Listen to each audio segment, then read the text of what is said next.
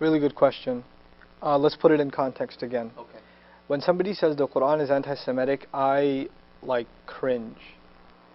Not because, first of all, not only because it's not true, but it's the exact opposite. Why do I say that? The role model for the Prophet, in dealing with his community, the role model offered to him more often than anyone else in the Quran is Moses, the leader of the Israelites, the classic prophet of the Israelites. He's offered as the role model. Over 70 passages, or not mentioned, 70 passages in the Quran are dedicated to Moses and his people, and how he dealt with them, and how the believers supported him, and how the hypocrites didn't support him within his own community. That narrative is shared with the Muslims because we're told you are the closest to them in your legacy. You need to learn from their mistakes, and you need to learn from their heroes, because you need to be like those who stood by Moses, right? And all the prophets of the Israelites are mentioned in this way. The Prophet himself, Muhammad, by name, may peace and blessings of Allah be upon him, sallallahu alaihi wasallam, is mentioned 4 times in the Quran. Moses, over 70 passages. So first of all, we look to the history of the Quran makes us look to the history of the Israelites for tremendous amounts of guidance. The biggest surah of the Quran, half of it is dedicated to the Israelites and their history. And the Quran goes as far as to say, I won't shy from the fact that the Quran criticized when they failed the expectations of their prophet and their messenger, Moses, when they failed the expectations of other prophets. But we're not told that so we can look down on that nation and say, they were so messed up. Rather to say, well, that's the mistake they made. We need to learn from that and not fall into that trap. Right. That's the only lesson to be drawn there, right? And so even when it's not there, even when it's not criticizing, God says things like, "Uzkuru ni'mati allati an'amtu alaykum wa anni faddaltukum 'ala al-'alamin." Make mention of my favor upon you, sons of Israel, and as I had given you, no doubt about it, I had given you preference over all other nations of the world. Muslims believe they had preference over all other nations of the world. God's grace fell upon them. That's what we actually believe as part of our sacred text. I don't understand how we then could be anti-Semitic. And I've met Muslims that are anti-Semitic, and I don't understand. And the only justification I have is they don't have a relationship with the Quran. They don't know what the Quran is saying. That's the only way they can think that way. Now, let's talk about the ayah in question, the statement in question in the Quran, don't take the Jews and the Christians. Awliya. Awliya means protective friends. Let's put it in context again. When the Prophet moves to Medina, I told you the struggle in Mecca happened. Right. He moves to Medina. In Medina, he comes into contact with 2 religious faith communities, the Christians and the Jews. And they have now entered into treaties with the Muslims.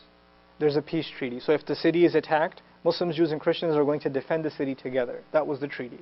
Okay? Those who violated this treaty, among the Jews and the Christians, in collaboration with some of the ranks of the Muslims who didn't really have their loyalties with the Muslims. The Quran uses the term hypocrites for them. Right. They were considered a criminal element.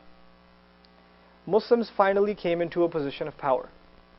And several tribes, key figures of several Jewish tribes, and Christian tribes, their lack of loyalty to the original treaties had been proven at that point. They had violated the treaty on more than one occasion. Okay.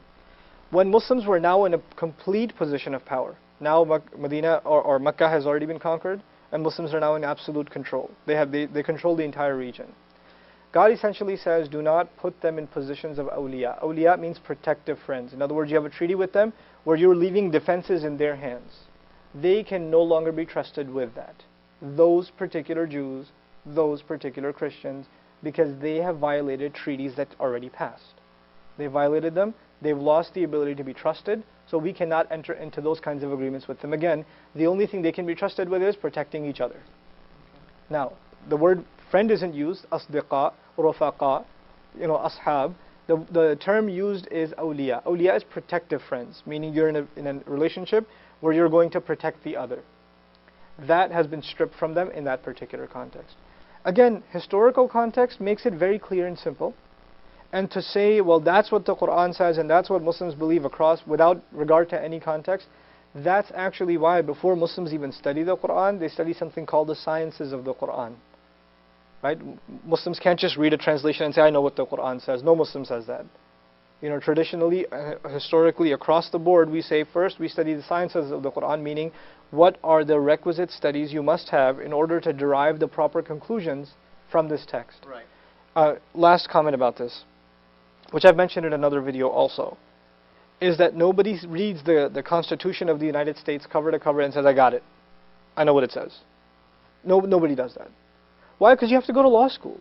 You have to understand what each line means. You have to understand the intent of the forefathers, the context of the statement, how it's been applied to legal rulings, etc., etc., etc. Right? Quran served as the constitutional framework for a society. For someone to think they can read the translation and make their own conclusions is a really, really shallow and unfair assumption about a very rich, deep text.